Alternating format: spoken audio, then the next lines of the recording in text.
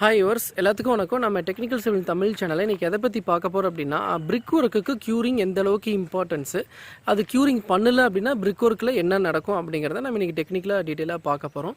இப்போ நம்ம எங்கே இருக்கோன்னு பார்த்தீங்கன்னா, சேலமில் ஸ்டீல் பிளான்ட் அப்படிங்கிற இடத்துல நம்ம TCT Associates சார்பாக கட்டிகிட்டு இருக்கிற ஒரு பில்டிங்கில் தான் இருக்கும்.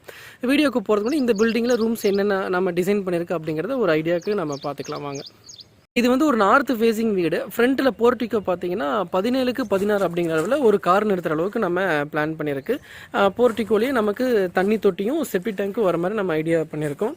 தண்ணி தொட்டி கொஞ்சம் குவான்டிட்டி கம்மியாக தான் கொடுத்துருக்கோம். வீட்டுக்காரங்க ரெக்குயர்மெண்ட் படி நம்ம செப்டி டேங்க் கொஞ்சம் பெருசாகவே கொடுத்துருக்கோம். எனக்கு ட்ரைனேஜ் ஃபெசிலிட்டி அதிகம் இல்லை அப்படிங்கிறதுனால தண்ணி செப்டி டேங்க்குக்கு மேலேயே நம்ம ஸ்டேர்கேஸ் ஃபர்ஸ்ட் ஃப்ளோருக்கு போகிற ஸ்டேர்கேஸ் பிளான் பண்ணியிருக்கு. அது இனிமேல் தான் நம்ம கட்ட போகிறோம்.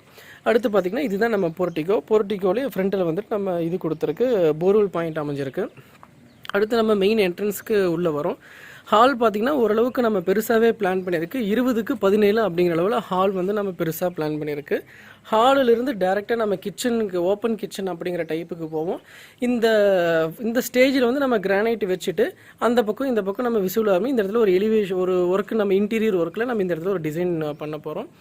கிச்சன் பார்த்திங்கன்னா 11க்கு 16 அப்படிங்கிற அளவில் கிச்சன் வந்து அமைச்சிருக்கோம். அடுத்தது ஒரு மாஸ்டர் பெட்ரூம் ஒன்று கொடுத்துருக்கு. இதுவும் 11க்கு 16 அப்படிங்கிற அளவில் தான் நம்ம பிளான் பண்ணியிருக்கு. இந்த மாஸ்டர் பெட்ரூமோட அட்டாச்சு டாய்லெட் பார்த்திங்கன்னா இந்த இடத்துல இருக்குது. இது இடையில ஒரு பார்ட்டிஷன் பண்ணி அந்த பக்கம் பூஜா ரூம் ஒன்று வந்து வரும். இப்போ பார்ட்டிஷன் பண்ணாமல் இருக்குது. ஃப்யூச்சரில் பார்ட்டிஷன் பண்ணி பூஜா ரூமும் நம்ம வச்சுருவோம். இப்போ அதில் கொடுக்கக்கூடிய பூஜா ரூமோட என்ட்ரன்ஸ் வந்து ஹாலிலிருந்து அக்சஸ் பண்ணுற மாதிரி நம்ம கொடுத்துருக்கோம். அடுத்தது பார்த்திங்கன்னா இங்கே ஒரு பெட்ரூம் பிளான் பண்ணியிருக்கு. இது 11க்கு 11 அப்படிங்கிற அளவில் தான் பிளான் பண்ணியிருக்கு. இதில் ஒரு அட்டாச்சு டாய்லெட் கொடுத்துருக்கோம். நான் வெளியே சொன்ன மாதிரி வெளியே வந்து நமக்கு வெளியே செப்டி டேங்க் மேலே ஸ்டேர்கேஸ் பிளான் பண்ணியிருக்கோம். அந்த ஸ்டேர்கேஸ் கீழே அப்படியே நம்ம டாய்லெட் இந்த பெட்ரூமுக்கான டாய்லெட்டை அட்டாச்சாக நம்ம பிளான் பண்ணியிருக்கோம். சரிங்களா?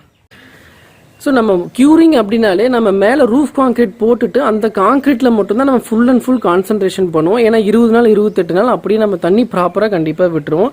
இந்த பிரிக் ஒர்க் என்ன பண்ணுவோம் அப்படின்னா, நம்ம கட்டி முடிச்சுட்டு அவசரமாக நம்ம பூச ஆரம்பிச்சிருவோம். சிமெண்ட் கலவை வச்சு பூச ஆரம்பிச்சிருவோம். ஸோ அதனால இதில் க்யூரிங் வந்து ப்ராப்பராக யாரும் அதிகம் கொடுக்கறதில்ல.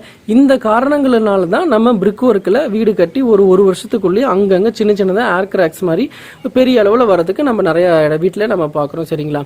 ஸோ அதெல்லாம் வர அவாய்ட் பண்ணணும் அப்படின்னா கண்டிப்பாக பிரிக் ஒர்க்குக்கும் நம்ம ப்ராப்பராக தண்ணி விட்டு க்யூரிங் நடக்கணும். அது ஏன் நம்ம பிரிக் ஒர்க்கில் ஏர் கிராக்ஸ் எல்லாம் வருது, தண்ணி விடணும் அப்படின்னு பார்த்தீங்கன்னா, இதில் 2 வகையான பொருள் நம்ம யூஸ் பண்ணுறோம். ஒன்று வந்து பிரிக்கு, இன்னொன்று வந்து சிமெண்ட்டுக்கு மார்ட்டர்னு சொல்லுவோம். அது ரெண்டுமே டிஃப்ரென்ஷியலாக ஷ்ரிங்கேஜ் நடக்கும். ஷ்ரிங்கேஜ்னா சுருங்கி விரிகிறது தான். வெயிலுக்கும் மழைக்கும் மாறி மாறி சுருங்கி விரிகிறது தான். ஸோ அந்த மாதிரி நடக்கும்போது ரெண்டுக்கும் வெவ்வேறையான பண்புகள் இருக்கிறதுனால ரெண்டும் அது டேலி பண்ணுறதுக்காக விரிவடையும், ஒன்று சுருங்கும். அதனால தான் நம்ம ஏர் கிராக்ஸ் வந்து அங்கங்கே செவுத்துங்களில் நம்ம வரதை நம்ம பார்க்குறோம். ஸோ அது நடக்கக்கூடாது அப்படின்னா ப்ராப்பராக அதுக்கான க்யூரிங் நம்ம பண்ணால் கண்டிப்பாக அது நடக்காது. அந்த வகையில் இந்த மாதிரியான செங்கல் கட்டு வேலைகளுக்கு நம்ம மினிமம் 10 நாள் அப்படிங்கிறது நம்ம கண்டிப்பாக க்யூரிங் கொடுத்தாகணும். க்யூரிங் அப்படிங்கிறது காலையில் ஒரு தடவை ஈவினிங் ஒரு தடவை அப்படிங்கிற மாதிரி இல்லாமல் அந்த செவுரானது ஒரு வெட்டாகவே இருக்கிற மாதிரி, இப்போ மேலே இருக்கிற அந்த இமேஜில் இருக்கிற வீடியோவில் பார்த்தீங்கன்னா அந்த செவுரானது வெட் கண்டிஷன்லேயே இருக்கும். அது ஒரு 10 நாள் மினிமம் வெட் கண்டிஷன்லேயே இருக்கிற மாதிரி நம்ம வந்து பிளான் பண்ணிக்கிறோம். சரிங்களா? ஸோ இந்த மாதிரி ஒரு 10 நாளாவது மினிமம் நம்ம க்யூரிங் பண்ணாதான் எந்த சூழலையும் ஏர் கிராக்ஸ் வராமல் நம்ம பார்க்கலாம். நம்மளோட அவசரத்துக்காக பட்டு நம்ம அடுத்த வேலைகளுக்கு போகாமல் அதுக்கான க்யூரிங் டைம் ப்ராப்பராக கொடுத்துட்டு போகிறது ஒரு நல்ல முறையாக கருதப்படணும். அப்படி பண்ணிட்டா நமக்கு சின்ன ஏர் கிராக்ஸ் வராமல் நம்ம தடுக்கலாம். சரிங்களா? வீடியோ கண்டிப்பாக உங்களுக்கு யூஸ்ஃபுல்லாக தான் இருக்கும்னு நினைக்கிறேன். உங்கள் ஃப்ரெண்ட்ஸுங்களுக்கும் ஷேர் பண்ணுங்கள். நன்றி.